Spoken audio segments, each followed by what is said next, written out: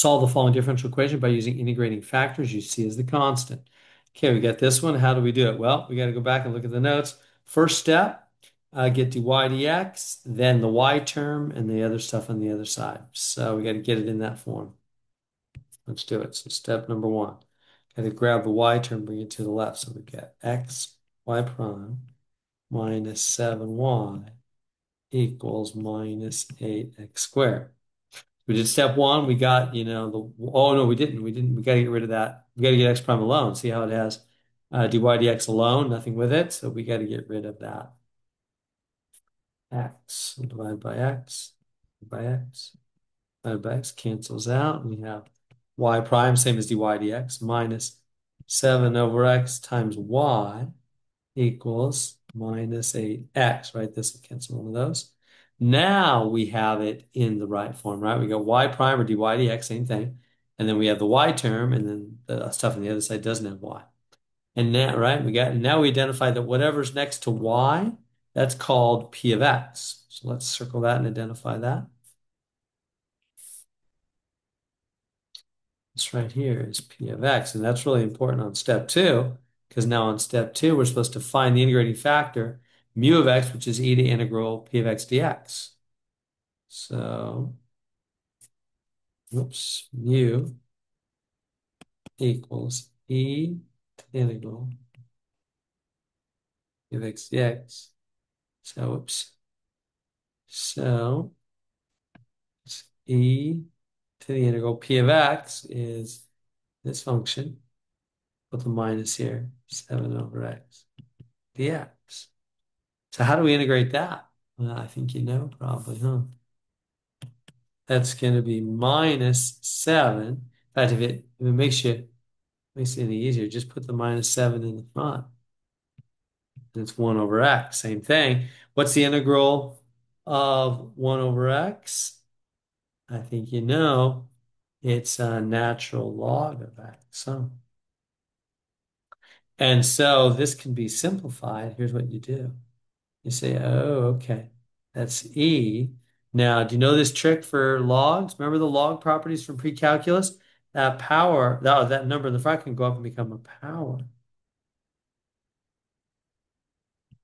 like that. Remember that? Numbers in the front can go to the power. Now, why is that so great? Because then we can just cancel these guys out. Now that the E and the natural log are right up against one another, they cancel. And so this is just, what was that? I just clicked the wrong thing completely. So let me go back. Is it here? Nope. I am off my rocker a little bit. There we go.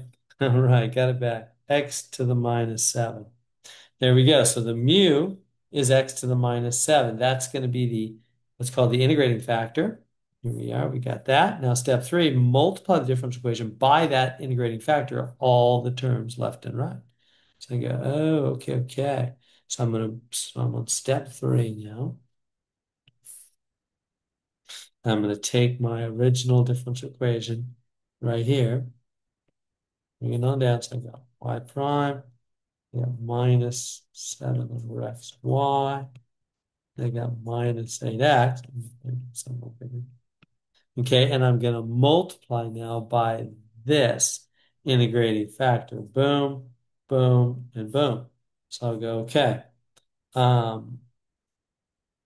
X to the minus 7, x to the minus 7, x to the minus 7. You multiply through by x to the minus 7 on that. And then what it says is that step 4, the left side is the derivative of the product of the integrating factor in y. We can clean up that left side a little bit first up. This will be, x to the minus 7, y prime, minus. Now what happens here? Well, yeah, here I'll do it slow. This is 7x to the minus 1, right? X on the bottom times x to the minus 7. I'll put the y afterwards because then you see what I can do with these guys? I can add them. x to the minus 8 moment. See that? Equal to, and then the other side, minus 8x, what's that? This is a 1 power, and these guys add, don't they? So that'll be minus 8x to the minus 6. All right, now it said on step 4, what it said back in the notes is it said, again, the left side is the derivative of the product. It's the derivative of the mu of x and the y product, the left side. So in other words, they're saying this is um, dx derivative of the integrating factor, which was x to the minus 7 and y. Right, there's the integrating factor that we found and y. And the right side just stays as it is. Is that true? Is the derivative of these guys really this? Yeah, because they're multiplied together, so they would take turns. So the derivative of it doesn't matter which is which. The derivative of y prime, that one just sits there. Then it's the other one's turn. Derivative of this one, the minus 7, they come down, subtract 1. Oh yeah, it's that. And the y would just sit there. That is right. That's the derivative. And then it always works that way. And then step 5, integrate both sides. So final step, step 5. Let's integrate both sides. Oops. So here we go. So I'm on step 5. Step 5, so I'm going to go integral up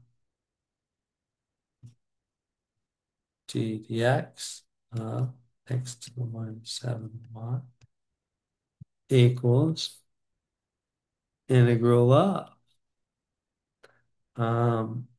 minus 8x to the minus 7. Whenever you do the integral of both sides, you know you have plus a constant.